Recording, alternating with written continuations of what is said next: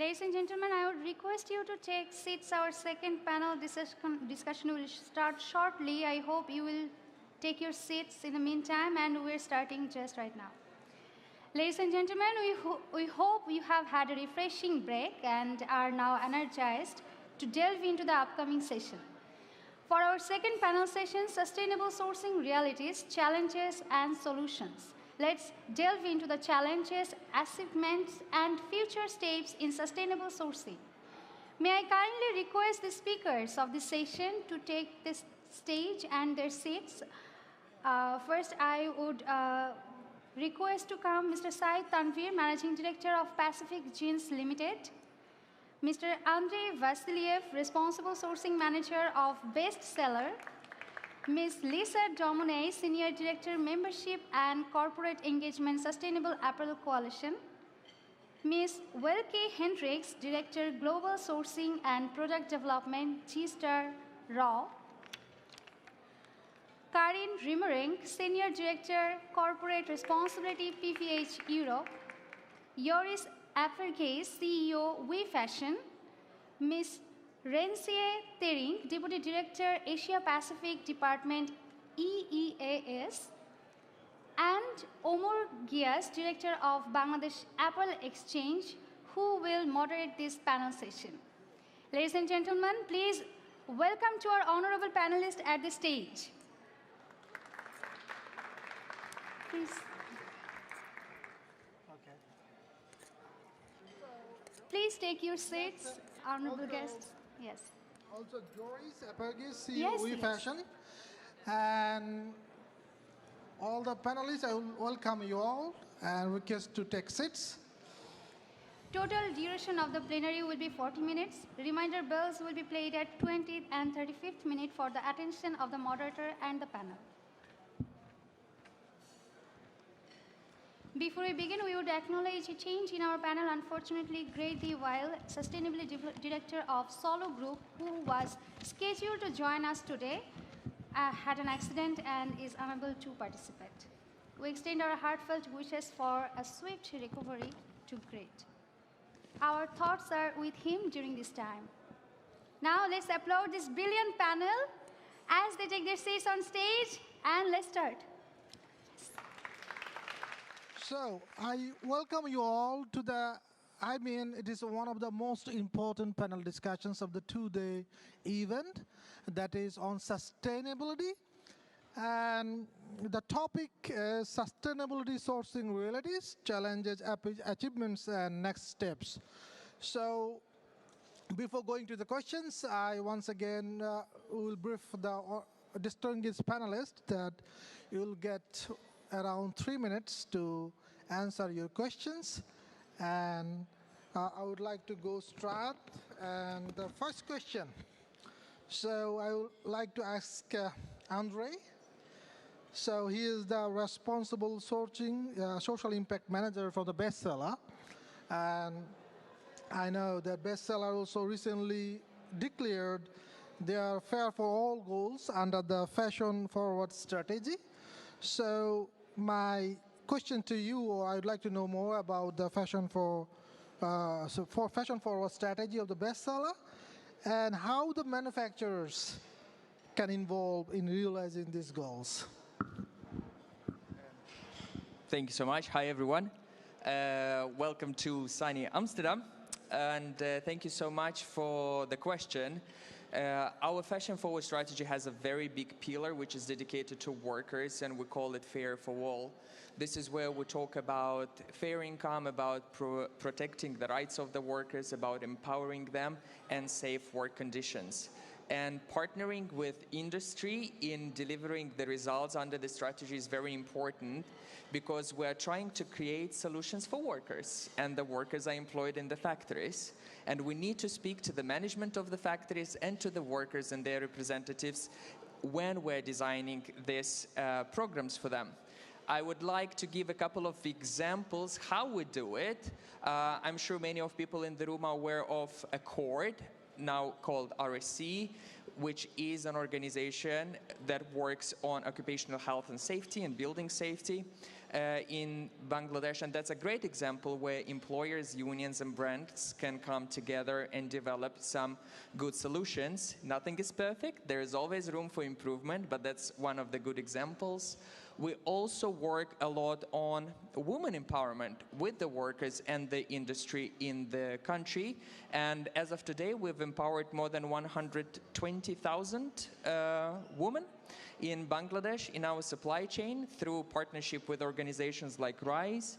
And the key point here is always listen to what are the struggles actually in the country, rather than coming with a solution that is not relevant for that country.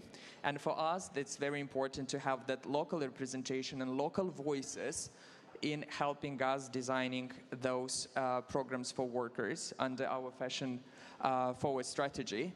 We do have a lot of work on freedom of association. It's a very important point in Bangladesh as well, like in many other countries where we work with industrial and the affiliated unions to make sure that freedom of association is promoted, protected, as long as there is equal and inclusive representation of the workers. And we are members of different organizations, for example, like ETI, who does a lot of gender work in the country as well. So to sum up this, the first question is the main role that we see in suppliers is helping us design the solutions that they need at the workplace, and we need to consult the workers in that process, because the worker is the ultimate goal for us that we want to empower and create value in our supply chain. Thank you, Andre. Inspiring indeed. Before I ask question to the brands, I would like to ask question to the only manufacturer representative in the panel discussions, Mr. Syed M. Tanvi. He is the managing director of Pacific Jeans, one of the pioneer denim factory in Bangladesh in producing premium jeans. And my question to you, sir, that what are some of the sustainable practices your factory are currently doing, if you kindly share? And the second part of the question is where and how the partnerships of brands with the manufacturer can accelerate this sustainability momentum. So if you kindly shed some light. Thank you. Is it working? All right. Thank you very much. Really appreciate today's panel discussion and also the total arrangement that has been done and inviting me for speaking here. Thank you very much. Well, sustainability, as we speak, is evolving every moment. I think at the moment we have so many parameters of sustainability, and different brands have different perspective to look at sustainability. And I think it's absolutely fine, because every brand has their own philosophy of looking at sustainability, and it's very difficult to look at it and solve it or maintain it from a whole perspective. So for us, I think sustainability is more towards achieving our carbon emission goal that we have signed. We have also one of the signee where we have we are committed to reduce our carbon emission by 30% by 2030. So we have a clear roadmap of how we are going to do it. And other than that, we are also working on different categories of sustainability, like worker welfare, CSR. In terms of human sustainability, we are partnering with eye care NGOs. It's an Australian NGO, Fred Hollows Foundation, where we give free eye care facility to all our workers. And also, it's not just the checkup, it's also their full medical facilities is being given by the company. And also, we are partnering with one of the most renowned universities in Bangladesh. It's the Asian Women University, where we are giving free scholarship to our workers, those who are very meritorious. They come from a very humble background, to support their family, they started working, but if they get the right education, if they get the right training, they can move up to a leadership position. So we are basically taking care of their education. We are giving them scholarship. So in this way, we are actually doing a lot of welfare project for our workforce. And in terms of environmental sustainability, we are very much committed to reduce the carbon emission. To achieve that, we've already started water recycling in all our factories. Our goal is to reach 50% of water recycling by 2025. We are already at 40%, so within 2 years' time we will reach 50% across all our production units. Well, some of our production units have already reached 80%. And in terms of energy sustainability, we are heavily investing in clean energy. We are one of the largest rooftop solar facility in Bangladesh, where we are producing almost 8.5 megawatt of electricity, which is clean energy. That is of our total consumption, it's almost 15%. And also in terms of technology adoption, we are adopting all the latest technologies to make sure that we are reducing less water, we are reducing less energy to produce a piece of jeans. And we are partnering with all our customers for their sustainable denim campaign. And we will be doing it more seriously in coming years. Thank you. Thank you, Mr. Saidamtan. We are really encouraging to know such exemplary sustainable practice of Bangladesh factories. But we often ignore one critical part of the discussion, that is consumers. But consumers' purchasing behaviors is really important for promoting the sustainability. So I would like to ask my next question to Joris, CEO WeFashion. So my question to you is how consumers can be educated about sustainability, and how WeFashion is engaging with consumers to influence them in making conscious purchasing behaviors. Is it working? Yes, okay. Thanks for the question. At WeFashion, we're quite proud of the progress that we're making in terms of sustainability. Today, 80% of our range is labeled as more sustainable. And today, 2/3 of customers buy only these products. So that's quite a substantial share. But to be honest, we don't speak a lot about it. And that's the reason why we believe it's just something we have to do. It comes from our vision, it comes from our heart, and it's not something that I think we distinguish ourselves with. It's something that I think we all together have to do. Our core philosophy is better together. This is typically a field that belongs to that spirit. We have to make sure that consumers can rely to buy safe products and to buy products that are better. But here comes a very important point. What is the definition of more sustainable?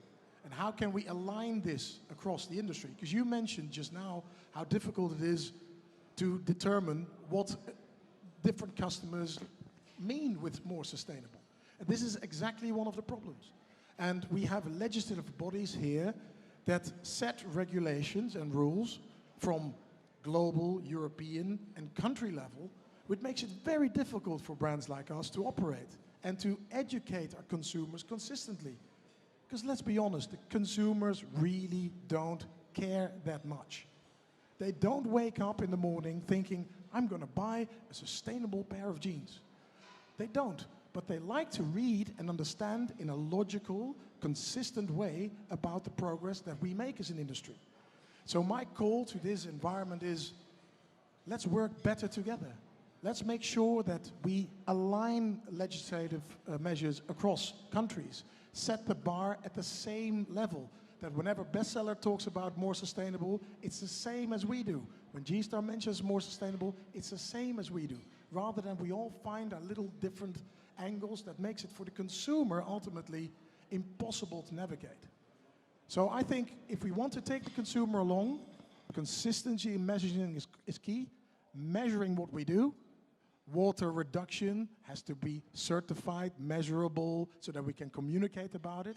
So I think there lies a lot of responsibility for all of us to take steps according to a aligned grid of actions that is clear and can be communicated to consumers so that they can make safe choices along the way.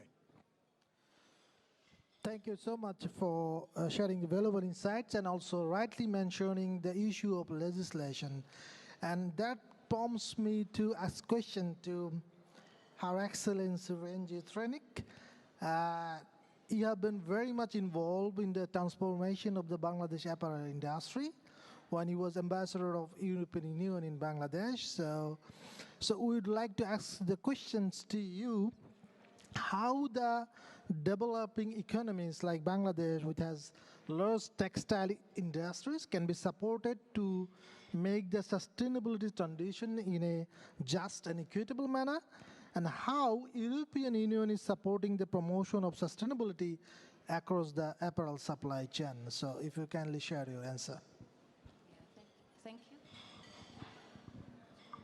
Yes, thanks very much. Also to Mustafiz for inviting the European Union here. Delighted to be here. And also to point out that this is it augurs well for the EU-Bangladesh partnership. This year we are celebrating 50 years of EU-Bangladesh diplomatic relations. So again, I think there is a lot we have done already together.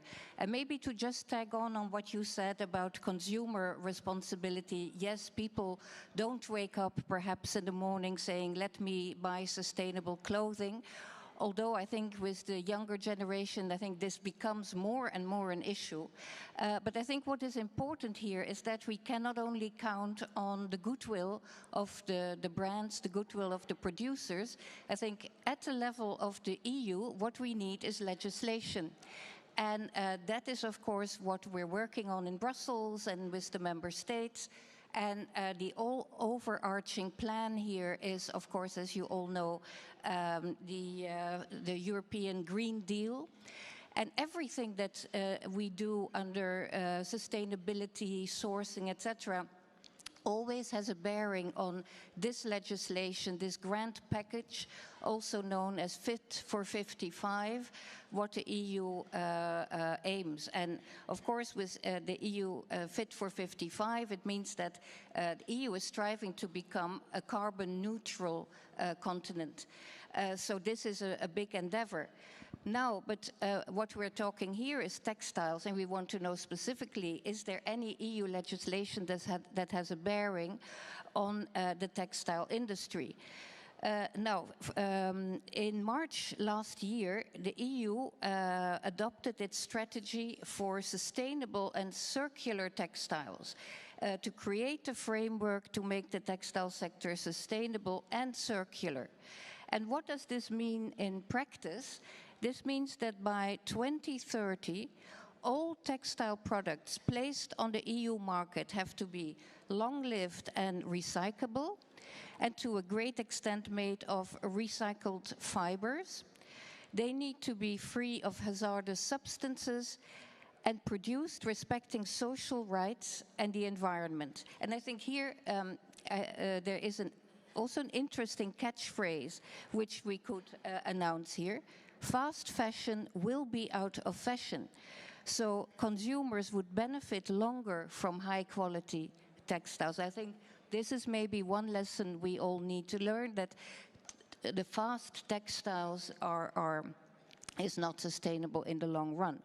And of course, as you also pointed out, that producers have to take responsibility for their products along the value chain.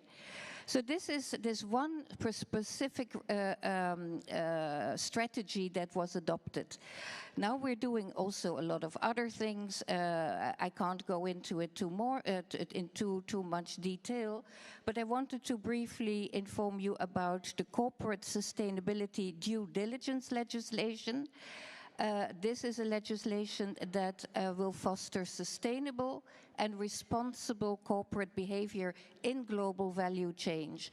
And I think this is especially important for the garment producers in Bangladesh, because what we don't want is to see a race to the bottom in pricing strategies. And we've seen that, for example, during COVID. While I was posted in Bangladesh, I saw from close by the enormous problems that some of the factories had in continuing providing the products, but also a lot of cancelled merchandise, which I think had an enormous impact. So I think due diligence legislation is very much another important strategy. So, of course, we have also on the ground worked with the government of Bangladesh. And I'm very honored to see here His Excellency, the Commerce Minister, who is our counterpart, and also the plan of action where the EU works together with the Bangladeshi Ministry of Labor and Employment, and also with ILO to address labor issues. I don't want to say too much about the labor issues here, because this will also be discussed more in detail in the next panel with my colleague who will be there from the DG Employment from the European Commission. But just to let you know that this is another part of our overall strategy to address this. Thank you.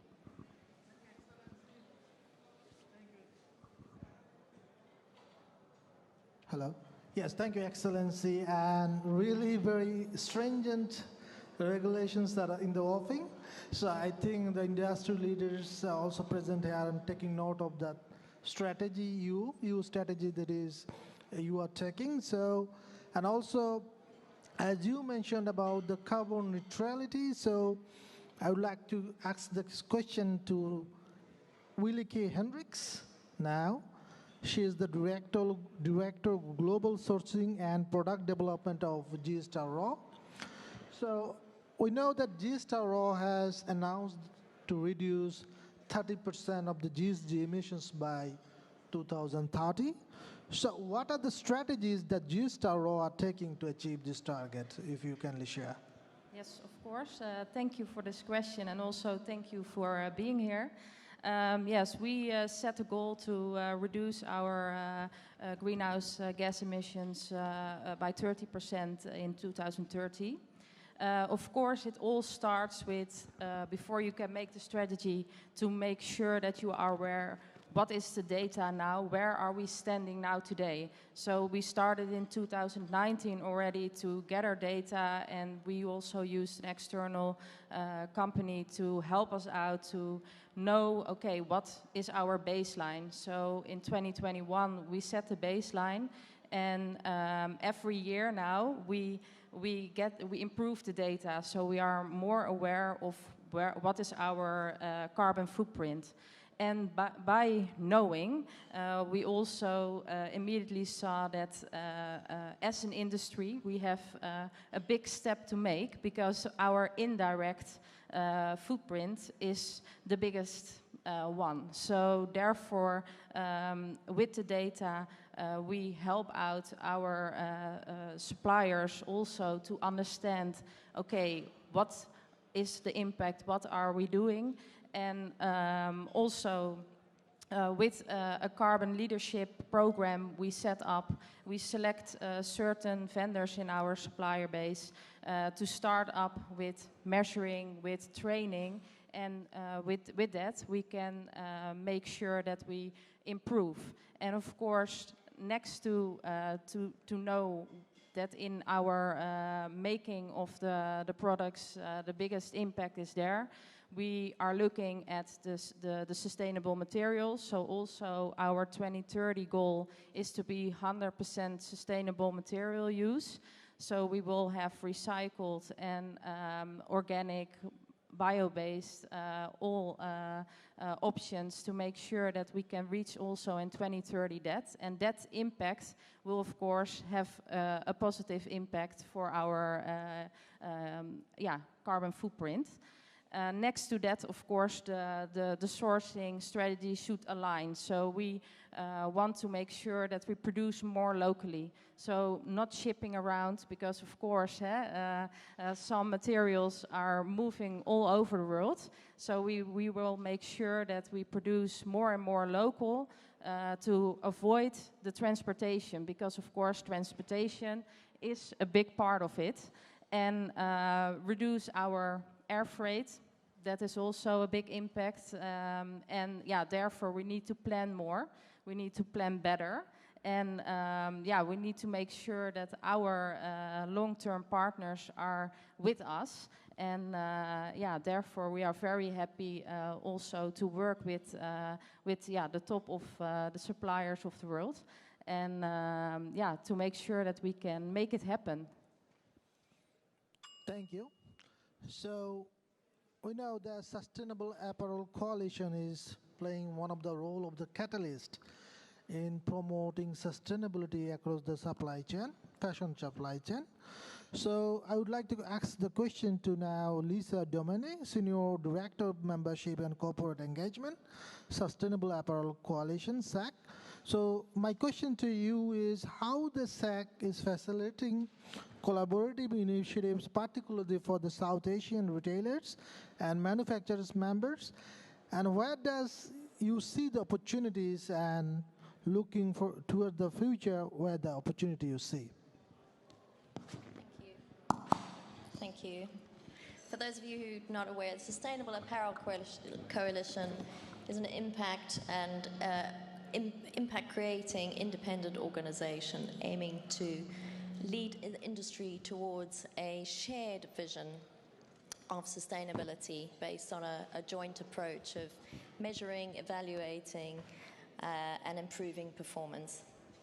Our vision is a global consumer goods industry that gives more than it takes to the planet and its people.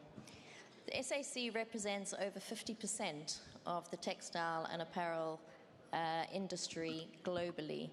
And we are present within more than 36 countries and 280 brands, membership brands, retailers, manufacturers, affiliates, and NGOs and academia. And we have over 120,000 facilities using our Higg Index suite of tools. So the industry needs comparable facts and data, and you mentioned this earlier on, standardization, how important that is. That enable brands and manufacturers to measure, improve, and share their social and environmental performance in a common sustainability language. Empowering organizations to understand the impact they're having is critical to scaling and improving. And we've got a lot of members who are using the Higg Index suite of tools. For instance, we've got an American retailer, Ascena, who have helped suppliers implement 250 energy-saving projects amounting to about $3.5 million energy saving, in energy saving. And we have another European brand, Aldo, who uses our tools to provide granular life cycle assessment data. They use our product tools to decarbonize their company supply chain. And then we have brands, and not to mention as well the brands sitting up here today as well, who use our BRM, our brand retailer module, and our facility social and labor modules to work on programs that advance gender equality and respect human rights. So all tools that drive towards convergence. At its core, SAC are a convener. And we work with partners to build platforms, and we work with experts within other organizations to build those platforms and programs. We're not experts in everything, but we partner with those organizations to convene those programs. In 2022, we launched our decarbonization program. And as of this year, all our members are required to set SBTs for GHG reduction. Currently, we have over 50% of our members who've already set those targets, so that's quite an achievement already. To circle back on your question about scaling, it's through collaboration and having the robust data to inform and track and measure the impact. We collaborate with those experts, such as the Social and Labour Compliance Programme, which was formed by the SAC, with the intent to drive convergence, reduce audit fatigue, and focus more on the impact of labour practices, and certainly speaking to some of the messages that we heard this morning. We've partnered with the Industry We Want, alongside the Fair Wear, the Ethical Trade Initiative, to create a path to action in support of social environmental transformation, GHG reduction, and decent jobs that begin with metrics to measure progress and galvanize action. Thank you. Really inspiring initiatives by the SAC. So I would like to ask a question to now Querine Rimerick. I don't know whether I pronounce it right or not. She is the Senior Director, Corporate Responsibility, PBH Europe. So we know that PBH also has recently declared its forward fashion commitments. So we would like to know from you more about the PBH forward fashion commitments and how important are they in making the decision of strategic partnership with the manufacturers, so if you can share. Yes, happy to share, and thank you for the invitation to be here. Apologies up front, because I might be a little bit repetitive of what everybody has been saying on this panel, which personally I think is a good thing, which shows alignment and that we want to collaborate and strive for using the same tools, especially in the end to avoid confusing messages to our suppliers. I think within our forward fashion strategy, I can share a couple of targets that we have, a couple of programs that we do, just to give you a flavor of the broad variety of issues actually that we're trying and need to tackle in the fashion industry. The one that is longest out there is our Source Ethically program, which really focuses on getting insight on the human rights, but also the environmental conditions in the supply chain at our factories, and also work together with the vendors to remediate. How do we do that? I think that's the first link with what Lisa was just sharing, using the HIC suite tools. SLCP and HIC FEM are the ones that we use, and they provide, I would say, great lesson for those facilities who didn't measure yet, because by working with the tools, you learn and you grow and you see where you can do better. But it also really gives good data and a baseline to see where are we now and what is the gap that we still want to close in order to reach our targets. And one example that comes to mind, jumping to the environmental part, is the target that we have on bringing down the greenhouse gas emissions. And for us, the HIC FEM is a really valuable tool to get that data and then select as well and work together with our vendors to see where can we be most impactful, what kind of programs and collaboration should we be doing. Also there we collaborate. We work with a program called the Carbon Leadership program to really give also the technical knowledge to our facilities, because sometimes these topics can be very technical that we honestly as a fashion company also don't have in-house, but there are really good parties out there that do have the knowledge and that can really work with our facilities to do a baseline, find out what is already done, where are the opportunities to improve, and translate that into an action plan.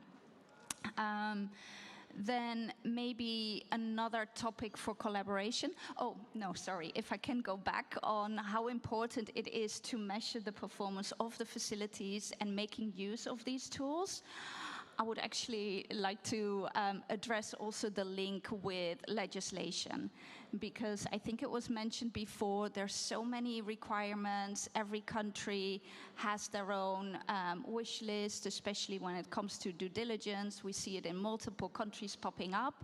If we can get an EU harmonization approach, that would be such a big help for our industry, so we can really well, focus on one thing, do that really well, instead of really accommodating to each different country and their different requirements. Rather, let us use the energy to actually work with our vendors and drive improvement there than to manage different data and accommodate different requests. So that will be really helpful. Then just a flavor of other things that we do. We really think it's super important to listen to workers' voices. So next to the comment that Andre made, which I hugely support, we also have a collaboration with Better Work, who has a really running program to really advance social dialogue in the factories, which we've trained our team members to also then deliver those trainings in those countries where Better Work is not active. And then I think another collaboration that Andre mentioned about RISE and women empowerment, that's also what PVH is supporting. So I think it's really nice that there are these organizations or these initiatives where multiple brands can drive a topic forward. And then how do we work with our vendors? We call it vendor engagement, but that is for those vendors where we've got these long relationships with, which personally I think is crucial in order to drive change. We have on a regular basis conversations with them to really transparently show what the current status is, how they're progressing on our targets, and then have a dialogue and see, okay, which one do we want to emphasize now? How can we help? How can we support? What are you already doing in that area? So that actually together we can shape a plan to drive progress. Thank you. Thank you. So I think Mr. Syed Tanveer would like to add something in this regard. Yeah, I think just to add on the EU regulation of what is coming after 2 years and how prepared we are. Just to add one point is that in Bangladesh, especially in a lot of the big factories and also including us, we've also started working on fiber recycling because as you mentioned, that it's very important that we are prepared as a production base, that we are prepared in terms of sustainability to reach that goal of carbon emission reduction by 30%, not just one factory, but as a whole, as a country, as a sourcing base. And our regulation is also moving towards that direction. As a company, we are also investing in fiber recycling, like other big companies. And so this is moving towards a very right direction for Bangladesh. And definitely I can be very confident for myself and also for the country that Bangladesh will be the best sourcing destination for all the brands. Thank you all. Thank you very much. Thank you. And we would like to also conclude our session with this inspiring note. Thank you all the panelists for your enlightening discussions, and I wish I could take questions from the audience but we have a time constraint, so only we have run out of time. So we would only last request to all of you to stand and for a good photograph. And thank you again for coming and your valuable inputs. Thank you.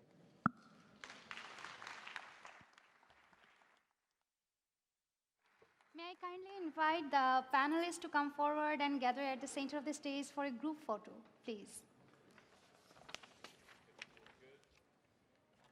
Ladies and gentlemen, let's extend our heartfelt gratitude to Mr. Syed Tanveer, Mr. Andrei Vasilev, Ms. Lisa Domone, Ms. Wilke Hendricks, Mr. Joris Afrikes, Ms. Rensie Tering, Karin Riemerink, Omar Gias for sharing their expertise and shedding light on the critical path to more sustainable future. Thank you. Thank you so much.